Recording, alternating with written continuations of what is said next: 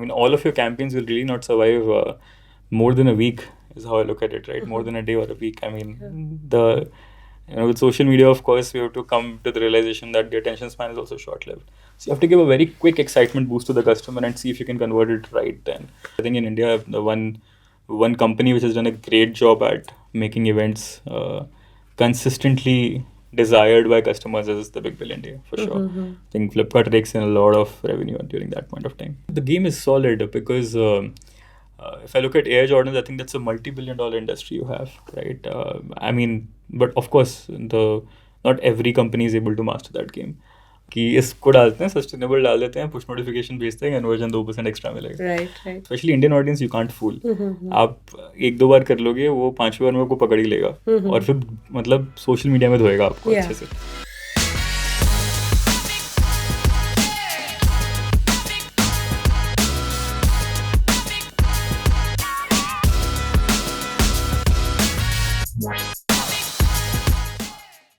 Hi everyone, welcome to another exciting episode of Kofluence Unplugged. I am of course your host Aritra. Now, in a world where businesses are constantly vying for attention, knowing how to keep customers coming back for more is crucial. Now, peeling back the layers and shedding more light on how retention marketing actually works, today we have an amazing guest with us. Please join me in welcoming Saket Sharma, who is a seasoned professional with management experience in some of the biggest multi-billion-dollar startups in India, including Flipkart and Urban Company. Currently, Saket is working as the country leader for loyalty programs at Decathlon, where he drives excellence with his customer retention and brand loyalty strategies. So, without any further ado, please join me in welcoming Saket. Hi Saket, how are you doing? Thank you so much for having me. I'm doing super. I mean, there's a bit of traffic on the way. I've been coming from a far away place, but lovely to be here. I mean, it's Bangalore after all. Of course. What can you expect? One thing you get used to. Yes. So, I mean, before we start the conversation, could you tell our viewers a little bit about yourself? What got you into this field of retention marketing and brand loyalty in the first place? Of course. So, I would say I started off my career actually with entrepreneurship. When I was back in my teens, the internet was kind of blowing up. So I had opened a magazine at that point of time. But while I was doing the entrepreneurship, avenues to myself, I kind of realized that there are definitely a lot of things I need to learn. So I picked up the MBA route right after, quite common amongst many folks. And then I think I've generally been quite deep into business. I really love, creating new brands, trying to work on product market fits. And one thing which I kind of realized early on in my career was that, you can spend a lot of money to acquire customers, but you got to figure out how can you retain your customers at all times, because otherwise you'll pretty much bleed. I mean, if today your CAC is about $300, but you're not even able to make $1,500 and your gross margins are at 20%, you'll really not make money. So retention is basically, that's how I came across understanding the importance of retention. And then, of course, while my career progressed, I realized probably loyalty is one good thing or one good way to do it. And that's how I got deeper into it. Okay. Yeah, definitely. Yeah. And they are killing it in the retail game. I mean, brick and mortar, now there is a perception that doesn't really work as much. Online is all the rage. But do you agree with that, or do you think that's not going anywhere? I think we investment lene ka tarika, to be honest. And of course, I wouldn't also deny that part. If you also look at the dot-com boom which happened in the US. During that point of time, you got Googles and Microsofts of the world, which still are pretty much ruling how things go for so many other companies. We recently saw that news where a few of our big Indian startups were taken away from the platform. So I think it's, of course, sometimes we do tend to oversell something to make sure the money comes in, but I feel there is a certain need to work on both sides of the business. And the good part with retail is कि अगर आप retail business करते हो, your marketing costs generally aren't as high. You get local viewership, local ownership. Yeah. And if you're good at that game, then probably 10-15 kilometer की radius में that the customers will come to you. And India में every 10 kilometer radius has a huge market. Right. There's a lot of consumption happening. Yeah. Online generally is a game where you have to spend a lot of money and eventually you make a return after some years. So I think both are critical and required. But if you look at many of the companies today, if you look even at Mamaearth, they started off in online and they've also realized the need to enter offline. Sugar, Mamaearth, बहुत सारी companies ये कर रही हैं. And I think now the philosophy has changed to you get into D2C, you get a quick success with respect to your branding, and then you expand your money, expand your game via offline because the margins technically lie there. Yeah, yeah. I mean, we've seen that, as you mentioned, Mama, this Nika, who has been primarily online, and now they have these experience stores coming up and booming up in every locality. So, yeah, that's a good example.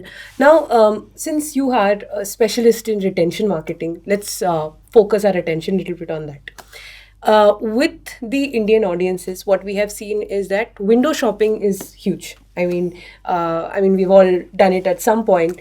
Before, it used to be like we visited stores and then we compared products or services for the best deals. When I talk about stores, I talk about offline stores where actually visited stores.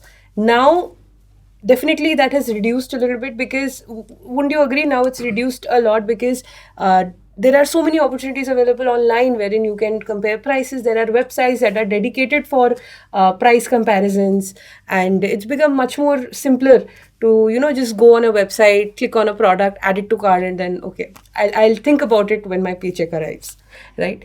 So with that, and with the cultural context of India being considered a time rich but money poor audience primarily, how can brands actually convert window shoppers into actual customers, would you say? I would say Indian customers are generally, I think Indians in general are a fairly analytical bunch. And I think why we do that, if I even look at myself, right, that behavior hasn't really changed. I mean, of course, probably my consumption or my behavior to spend has probably gone 7 or 8x in the last 5 6 years. But I still would be the person who would go compare, find out the least price में highest value and then make my decision. I mean वो तब से हो रहा है जब probably मैं बच्चा था. When I was even like a small kid, I used to go with my mom to get vegetables. My mom will be like ये 10 रुपए किलो भिंडी दे रहा है, दूसरा बंदा 8 रुपए दे रहा है, आप 10 में क्यों दे रहे हो? Right. So right, I mean that I think is something which I will think it's just ingrained in our minds from when we absolutely. were childs.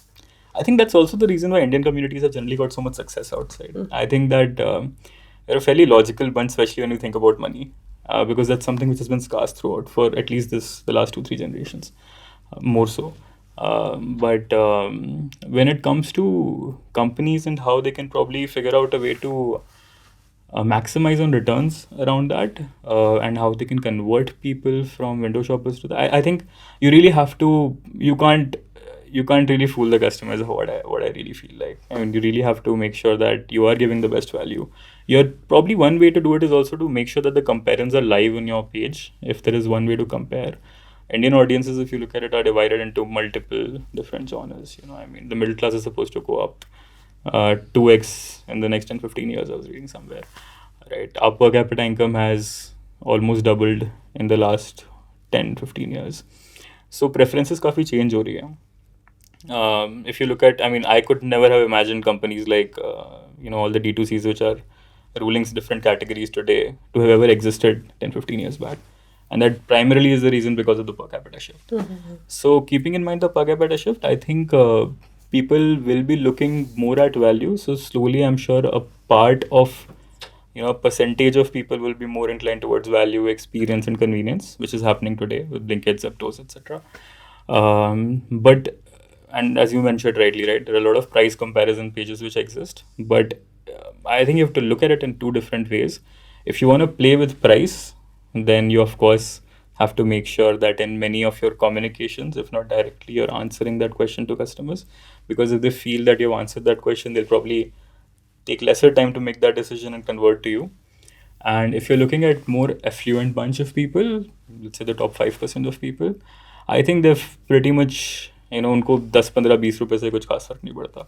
So I think you can 1 or 2% or 3% of your margins you can play within price, but you got to make sure that the entire experience, the value you're giving to them, is top notch with no breakage in experience, because there's so much options. Indian customers are spoiled at this point of time. I mean, if Blinkit gives me a bad option, I'll just go to Zepto. Zepto खराब experience देगा, I'll go to Swiggy, Instamart, this and that. There's so many options. Yeah, there's a lot of content fatigue as well. I mean, customers are ridden with marketing messages everywhere.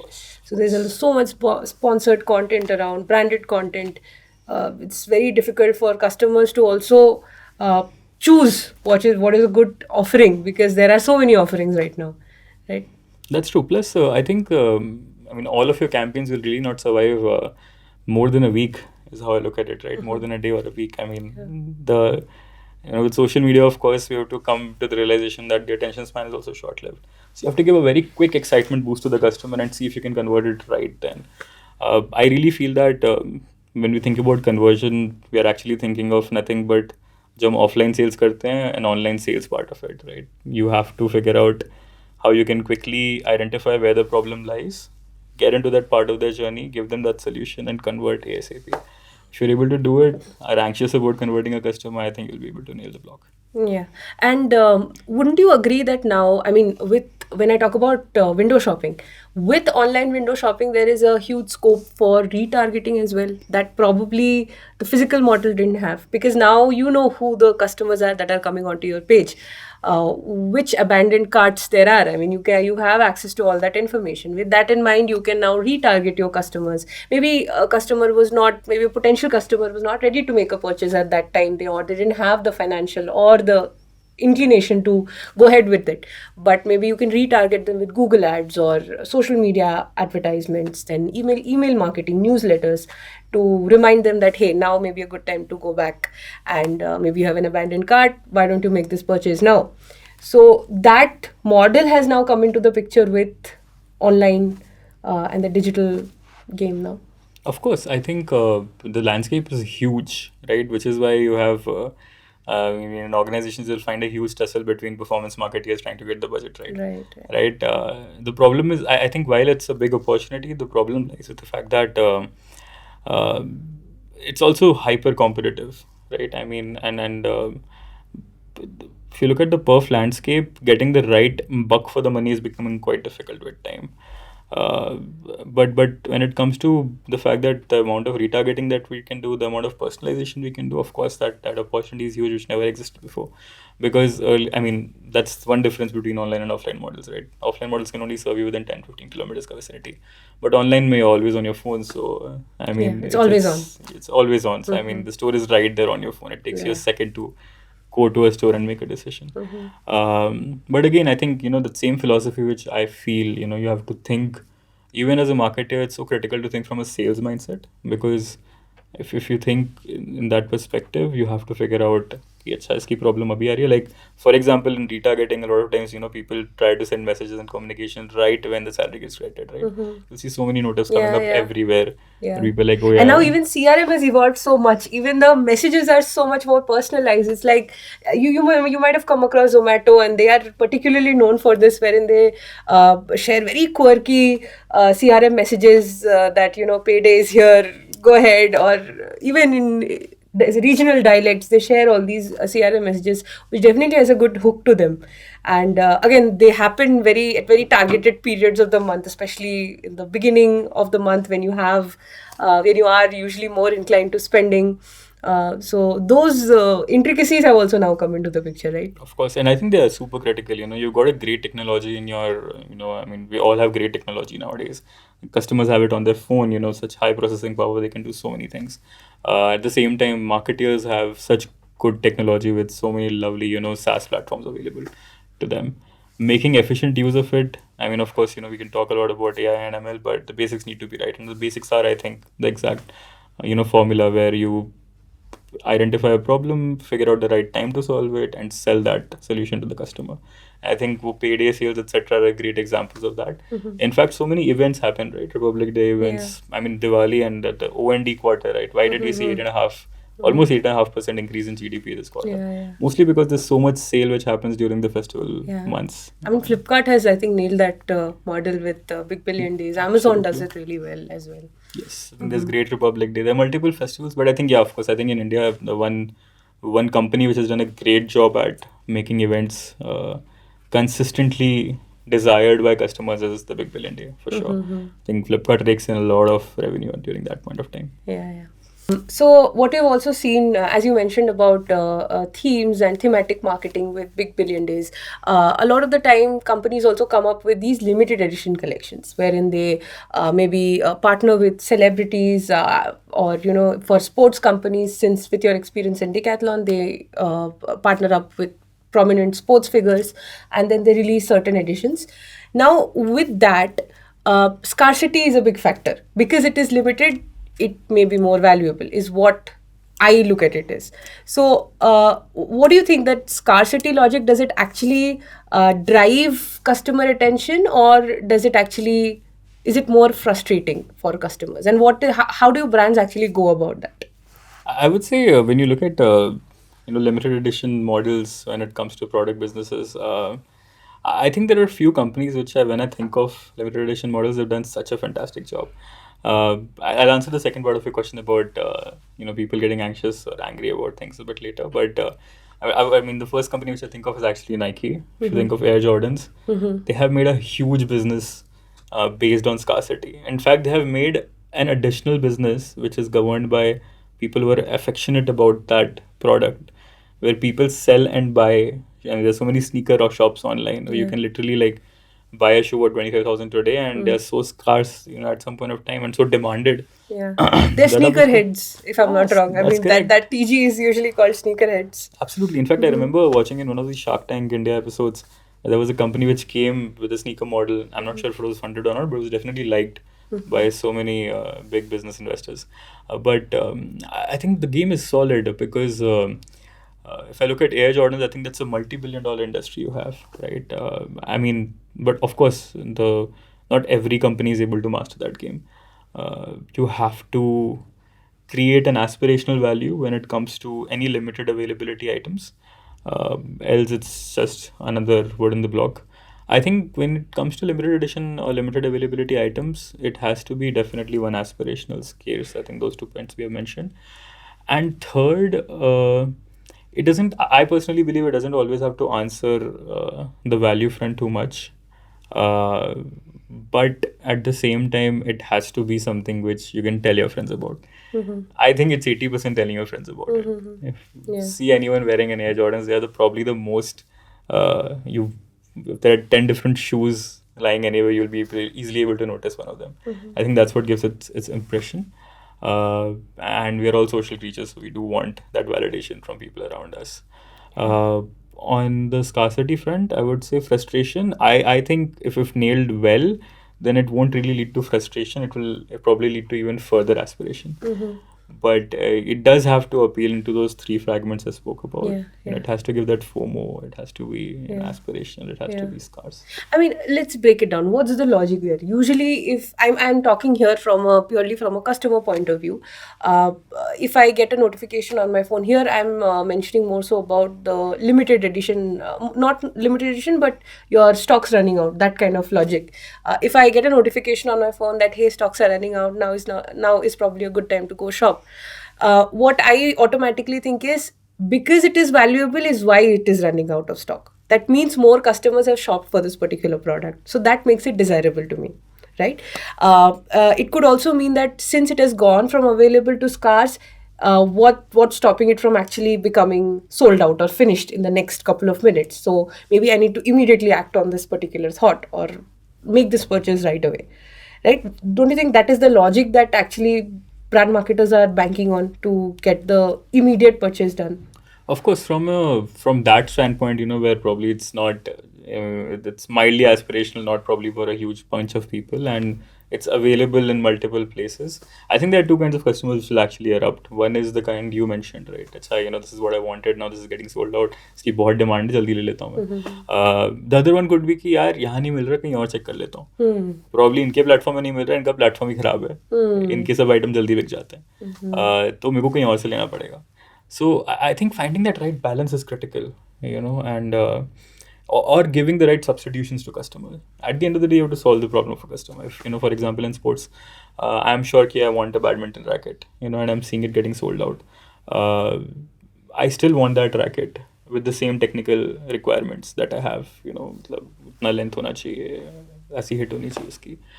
So I need that quick substitute available to me ASAP. So either, of course, you can bank on the fact that you can show that artificial demand FOMO supply gap. creation. Correct. That can work. But for that, a person I think has to be really loyal to your marketplace. If they're super loyal to you, they'll probably be excited to do that. But if they're probably not as loyal, they'll just be like कहीं और से ले लेता हूँ. I'm sure कहीं तो मिल ही जाएगा. India में there is abundant supply everywhere available Yes, for a yes, problem. true, true, true. So I think these are the 2-3 things to think about. Finding the right balance is critical, but first you have to make sure that you have to probably discriminate and divide your customers into two segments. One are the loyal base, one are the not so loyal base. Loyal base, I think these markets might just work, these techniques. People who are not loyal are generally just looking to solve their problem. Mm-hmm. Right. Okay. So now let's move on to another very hugely talked about buzzword, that's sustainability. So, with your experience in Decathlon, I mean, sports brands and even sports fashion more so is very highly scrutinized on the sustainability factor and their sustainability initiatives. Now, Decathlon has been hugely vocal about the fact that they are a sustainable brand. How do you think marketers can actually derive example of Decathlon, for example? They have done it really well. How can brands actually authentically showcase their sustainability efforts through their marketing and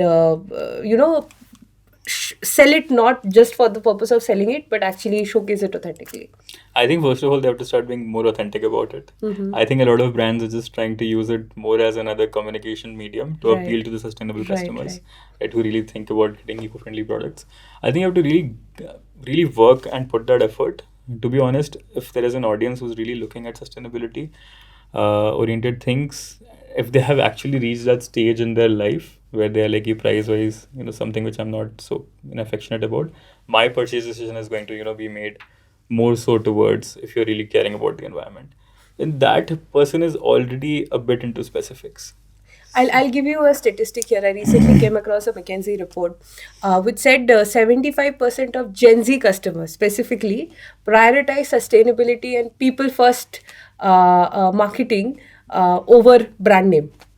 Do you find that interesting at all? I think that's why there's so much, so many people trying to get on that cherry. Yeah. कि इसको डालते हैं sustainable डाल देते हैं push notification भेजते हैं conversion 2% extra मिलेगा Right, right. right but I would say that true sustainability definitely in today's world comes at a cost even for brands that's why you'll generally find companies which are doing sustainable product manufacturing or in that value chain or they're trying to sell that product थोड़ा premium पे बिकता है 10 से 20% का premium generally रहता है because the supply chain is not currently made to support that the supply chain is more towards fast fashion but I think there are two things to do in this scape for many young brands or even the older ones.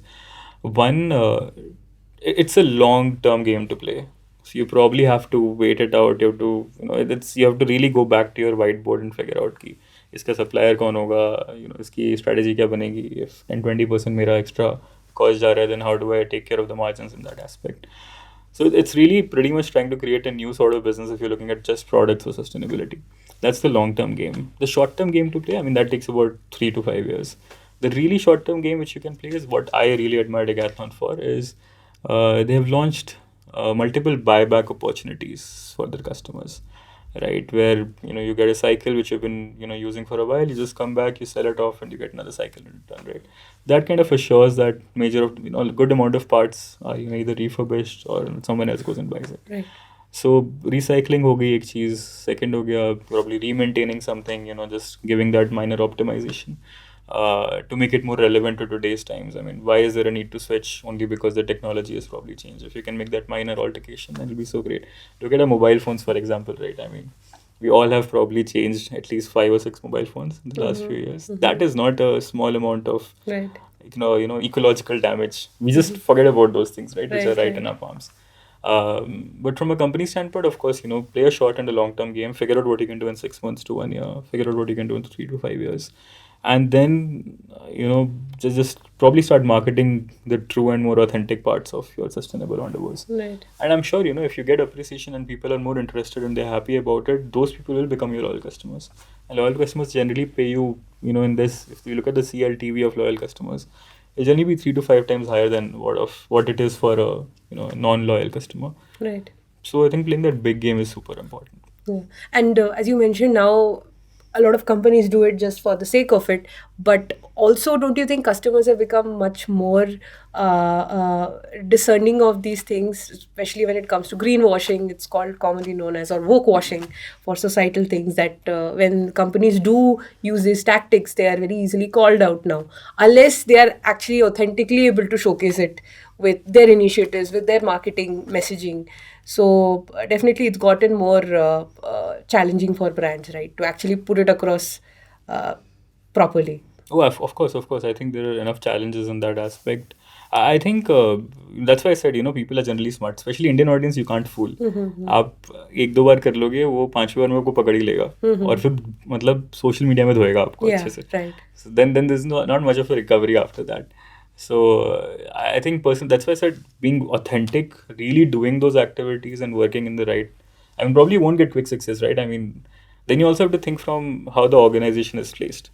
To be very honest, if your organization is placed in such a way that every 2 to 3 years, the ambition of the brand marketer, I mean, the organizational culture kind of promotes quick success over long-term success, then people really don't have an option. Most people are just doing their job. Right. But if an organization, the leadership is clean, like very, very keen कि हाँ ये करना है मुझे, then automatically they'll take these steps, and then that entire thing will trickle down, and better things will come out of it. Plus, Yeah. it's super critical for us, right? I mean, I think if I was looking at, I had to go to Chandigarh next week, and I was looking at the mountains. I was like, I mean, it's still in so many places in Himachal and all. It's still snowing Yeah. quite a bit. Wasn't really expecting it in March, but I mean, global warming is a real thing. You have to Yeah. accept I it. mean, Kashmir is a great example this time. There was no snowfall in Gulmarg. I mean, that is like mind-boggling, right? But now it's snowing. I mean, in March. Now it is, yeah. Yeah. But again, it's very, very inconsistent and Absolutely. And considering the huge population explosion we have, right, till probably 2050, we are not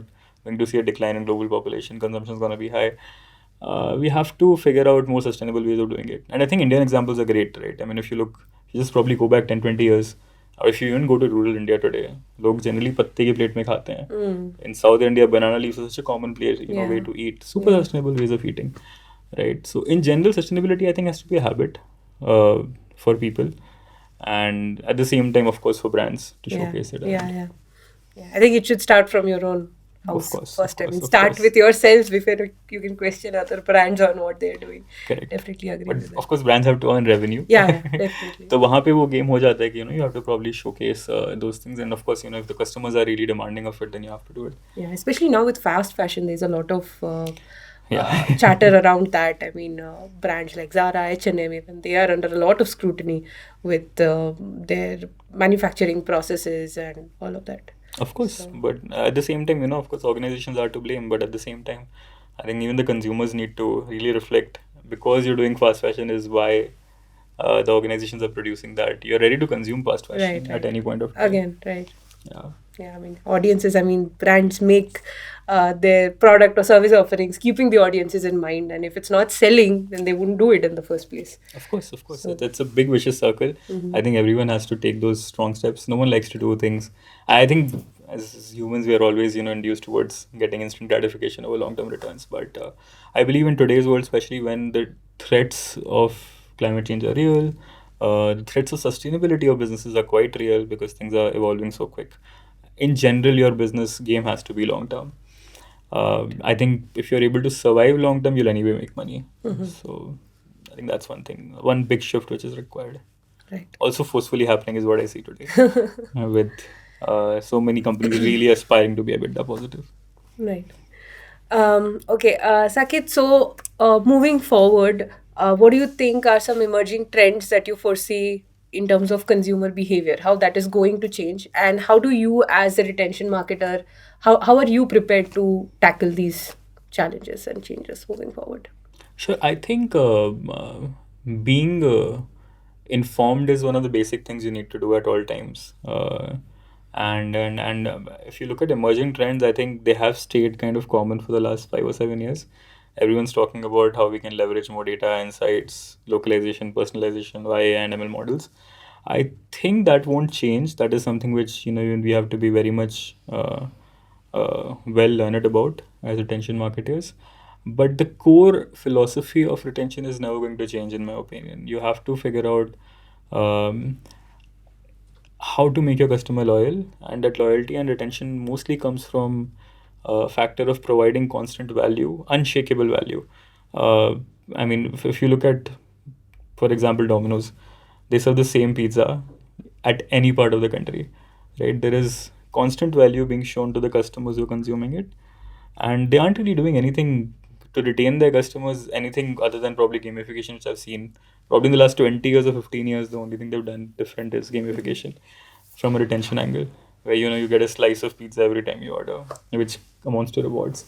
So I think the basics will not change. You have to have relevant offerings for customers. You have to have localized retention plays. I think that's definitely one of the bigger trends to catch up to, because if you look at India as a market, every state is kind of growing at a really large pace, and you have to be relevant to the local consumers in every different state, because every state has a different dialect, culture, language, etc. To assure you have localized ways of retaining your customers with the right communication, with the right value offering, you'll be able to nail the buck. But if you're looking at standardized ways to retain your customers, I don't think that's going to reap a lot of benefits. Other than that, and retention, I do feel that loyalty will kind of become a more important part of things, because, again, if you look at businesses, the objective is to be sustaining. The competition is so high. I mean, if you probably give a bad experience once, you're not getting that customer. Good likelihood of not getting that customer again quick, unless that customer goes somewhere else and has a bad experience again. So those things are going to constantly be there. So loyalty, I feel, is going to be a game which is going to catch up, which I'm seeing also very much in the industry. Growth rates are good, and of course there are multiple ways to do loyalty. One is just by assuring that your product core is great, giving points and making that point exchange happen. Uh, but even for loyalty to actually do well, you have to get your core right. If you don't have a great product market fit, you, honestly speaking, retention is something which cannot really be done till your core is really clean and well and sorted. You can have the best of loyalty and retention strategies in place, but if you have a bad product, you can't really do anything. Yeah. So I think the focus needs to be a lot more towards getting the core right, getting the basics right, really focusing on the product market fit at all times. And then from a retention landscape, I think two things. One, assuring that localization is in place. Super critical. At least I see it to be there and existing for the next 20 minutes, 20 years. And the second part is, of course, using data effectively in the right AI and ML models to, one, make it more sustainable, two, of course, assure that the costs are reduced at all times. Now, one trend that I've recently seen come up a lot, I mean, I'm not talking about this year, I'm talking about the last 2, 3, 4 years, is digital wallets when it comes to customer retention. Recently, I came across a report that said as of 2025, that is next year, there are going to be more than 4.4 billion digital wallets globally. Right? So, is that a trend that you see catching up or actually blowing up in the next few years? I'll be honest, I'm surprised it didn't catch up yet. Because if you look at the Starbucks model, I mean, they say that Starbucks has enough cash to probably make a bank in US, right? I mean, that's how much cash is stored in wallets. I think wallets is always a great strategy, because you're locking in a certain amount of money from the customer on your application. Yeah. And but of course, to get to a stage where you're able to do and define wallets requires customers to really trust you, and customers who have at least come back to you probably twice, right? Because otherwise they don't see the need of participating in a wallet type of thing. In fact, Decathlon has also come up with a wallet very recently, and should be, I mean, it's either launched or should be launching in about 2 weeks' time. Oh. So, and it also makes a lot of sense for a company like Decathlon, because you have sports users who are constantly buying something or the other to assure that they're evolving in the sports journey, and something like wallet kind of gives them that benefit of quick transaction. But at the same time, the advantage with wallet is that you can do multiple other things of it, with it, with respect to retention. You can always give, let's say, bonus cash if you probably fill something in wallets. And in fact, you can also gamify things, right? You can make someone explore your entire app, for example. You wish list, you get 5 rupees in your wallet, or, you do this entire journey, you get certain amounts of money. So I think wallets in general are a great practice, and it's a very successful model throughout. I mean, I've seen so many countries, so many companies doing great with wallets, and honestly, I'm really excited to see how it blossoms in India. Of course, there has been many companies who have tried it. I remember seeing multiple newer companies, which have become big today, but who experimented with wallets. Probably at that point of time, it wasn't a great thing to have other customers, or the market wasn't as mature. But I think today or right now, it's a great time to do wallets at this point of time. Yeah, our platform Kofluence also has a wallet for creators, and that's actually worked very well for us. So yeah, definitely see this trend. I think booming in the next few years. Of Right? course, of course. But at the same time, I think with wallets, you have to assure your communication is also many times that point, right? We a lot of times communicate into our CRMs with respect to people buying products, conversion के लिए या फिर this is a new collection just come, right? Things like that. But wallet पे communication थोड़ा कम ही होता है in general. So for example, there's a company, I wouldn't name them, but I had approximately like $1,000 in their wallet and had forgotten about it for like a year. Only when I came back to their platform, I realized, oh my god, I have money, right? Which kind of also, I would say, amounts to a mild betrayal from the customer. कि यार मेरे पास पैसे पड़े थे, मुझे पता ही नहीं था, right? So I think थोड़ा tricky game भी है. You have to assure that your customer experience is on point, your communication is still going great with it. While you're talking about offers or just wallet as a participle, make sure that people also remember that they've put their money in the wallet. I think that, can generally amount to bad experience, because trust me, it does feel a bit of betrayal when कि यार यहाँ पैसे पड़े थे, मुझे पता ही नहीं था. Probably those messages really help out. Yeah, definitely. So great, Saket. I think with that, we're at the tail end of the episode, and we usually like to wrap up our episodes with a quick rapid fire round. So, are you ready? Can you bring on the fire? As long as I don't get burnt, yes. Okay. Okay, noted. So, yeah. So the first question is, would you rather have a superpower that lets you know what exactly the customers want, or one that you could help to solve customer complaints in a minute? Which would you rather prefer? I think just knowing the needs at all times. Yeah. That's more. I can make so many businesses if I know the customer needs very clearly. Complaints, I think, just a result of what you do well. Okay. What is the most weirdest retention technique you have seen that actually worked for either you or for another fellow marketer? I think most of the retention techniques generally are a bit short-lived. So haven't seen something consistently work out for customers. But honestly speaking, I don't think I have yet, which is like left a mark on me. Probably I'll be able to create something in the future. Looking forward. If you could swap lives with a fictional character for a day, who would that be? So when we were young, there used to be this character which used to be in a book called Adarsh Balak, if you remember reading. Used to be a guy, who wakes up in the morning, takes care of his parents, do all the right things. Okay. does puja. I would love to be that person. I think it's kind of fictional, but super fun at the same time. Probably my life would have been so much better if I would have done all those practices. Okay, interesting. Now, if there was one buzzword related to retention marketing and brand loyalty that you want to retire ASAP, what would that be? I think a super abused buzzword is personalization. I think every company talks about it, but is mostly not able to nail it really well. So yeah, personalization. I think people need to act more and do less talking about that. If you could describe retention marketing in just 3 emojis, what would they be? I think a super happy emoji would be the first one. I would also put an emoji which has a hat on it, because you need to give that excitement to customers at all times. And probably an emoji with some cash around it, because especially if you look at Indian customers, they really are looking at the best value for their money. I think these 3 things would be great. Okay.